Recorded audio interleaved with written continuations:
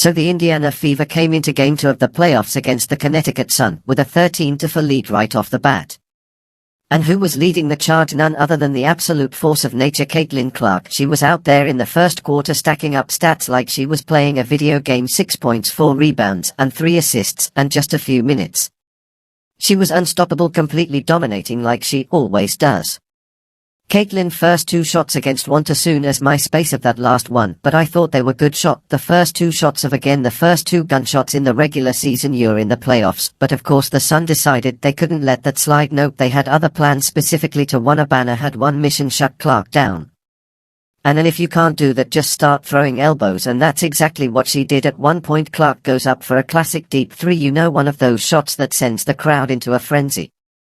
And what does Borna do? She makes sure Clark doesn't even have space to land. This wasn't some accidental bump. It was like Berna said to herself, well, if I can't beat her, I might as well bulldoze her. And the refs just stood there like statues as if nothing happened, but still Clark and her coach accepted it with open arms. You know, when you're in, it's hard to just take a second. Like, enjoy. Robert's looking for that, is looking for that next whatever we need to, dude. Sure.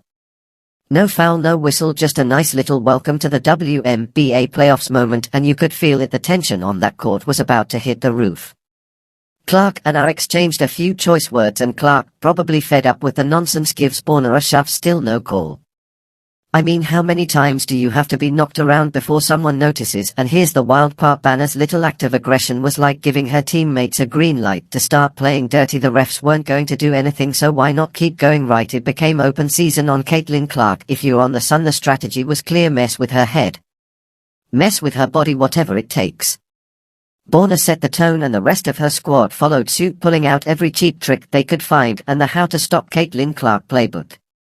Now, sure, the Fever started out strong, but by the end of the first quarter that lead was gone. They were trailing 17-14. What changed? Oh, just a little thing called the Connecticut Sun turning the game into a brawl, targeting Clark and the refs happily looking the other way. Borna, for all her 2 points and 3 rebounds, did more damage by getting under Clark's skin. And that was all the Sun needed: get into Clark's head, throw her off her rhythm, and the game tips in their favor. Is this the final game of Caitlin Clark rookie season? Damn, that's the question you ask. That's it. No, what? They go have to dig that we might get a cup of 30 pieces, but no, this is not Clark last game. We have more Indiana Fever about it. Banner's physicality wasn't just reckless, it was a calculated move. She knew that if the Sun couldn't get Clark out of her flow, they were toast. So the plan was simple: make the game as difficult and dirty as possible for her. But wait, this wasn't even the first time this nonsense went down. Let's talk about September 22nd, 2024. That was the day everything went downhill for Caitlin Clark, and not because she didn't show up. Oh, she was ready, more than ready, leading her team like the MVP candidate she is, but no amount of talent prepares you for what happened next. Enter the John I. Carrington with all the grace of a wrecking ball, who decided the best defense was well to attack Clark's eyeball was the zone of Visa Me. Carrington stabbed Caitlin Clark with her fingernails right in the op. There was no foul call. There was no real discussion of it or the SPM broadcasts, and not a casual accident, but a full-on fingernail to the eye poke that left Clark playing the rest of the game with a black eye. We're talking about Caitlin Clark, one of the league's brightest stars, literally seeing stars on the court. Kevin Kline timed to pass the wall the first 2 minutes of again. And this woman swats at the basketball and somehow the size of Turner him them and bring a and jab I'm right into the capable glaw. No foul call, no refs stop him again. The goal is this a. And the refs again, they were probably admiring the stadium lights because they somehow managed to miss the whole thing. No foul, no review, nothing, just crickets. I mean, are we seriously supposed to believe they didn't see that blatant assault? Carrington wasn't even subtle about it. She didn't accidentally graze Clark's face, she aimed straight for her eye like it was some kind of twisted strategy. And guess what? It worked. The first woman ever be the biggest star in American sports was assaulted 2 minutes into the game on a dirty play with one of these women with these long fake your emails and stabbed me on now.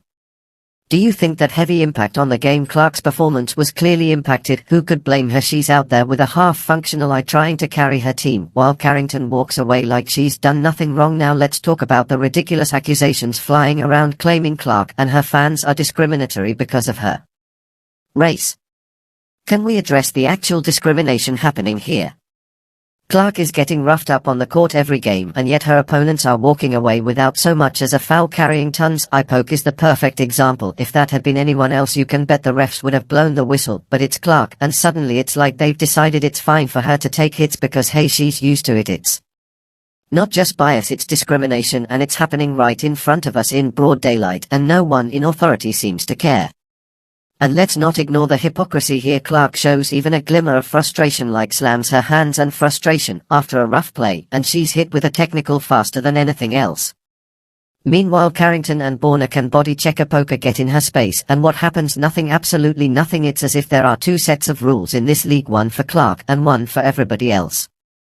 And what's worse, this isn't a one-off, it's been a pattern all season long. Clark's been targeted by players and officials alike, and at this point it's no longer just frustrating. That's ridiculous. Do you think that your meal ticket should be stabbed in the eye intentionally on the court to medicines of again? And there's no problem here. The real question is, how is any of this fair? Clark's expected to play through injury, through dirty tactics, and she's still supposed to keep her cool, while her opponents can pull out all the stops, literal eye pokes included, without facing any consequences. She's one of the WNBA top players, and yet she's being treated like she has to earn her right to basic protection on the court. It's an absolute joke, and it's high time people started calling it out for what it is: targeted, deliberate discrimination against one of the league's brightest stars. And after all this, Caitlin Clark came into Game 2 of the 2020 for WNBA playoffs like she had something to prove, and she did not disappoint.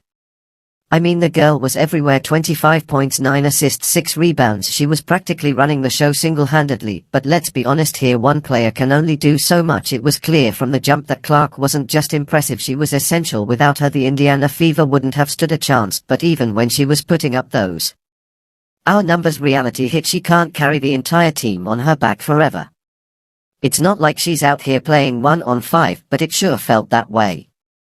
You know, these are icons, players in that young people, including Caitlin Clark, watched growing up, that helped and refine the game. By the time the third quarter rolled around, Clark was doing everything humanly possible to keep the Fever alive. She was pushing the tempo, finding open teammates, making big shots. How far can one person drag an entire team when they're getting minimal backup? Sure, Aliyah Boston was out there doing her thing, dropping 16 points and grabbing an eye-popping 19 rebounds, which sounds great on paper, right?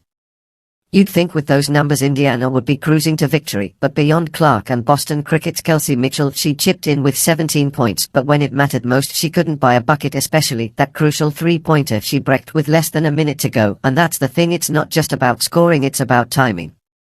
You can put up points all game, but if you can hit the clutch shots when it counts, what's the point? That missed three for Mitchell with 45 seconds left, yeah, that was the dagger, the momentum killer. Indiana had clawed their way back into the game, trailing by just a few points, and that shot could have flipped everything, but nope, when Mitchell's shot claimed off the rim, it was game over. The Connecticut Sun saw the opportunity and pounced like a hungry lioness. In the end, this game was a battle between one player trying to do everything and a team on the opposite side that worked like a well-oiled machine. Clark did her best, heck, she was incredible, but no one player can win a game by themselves.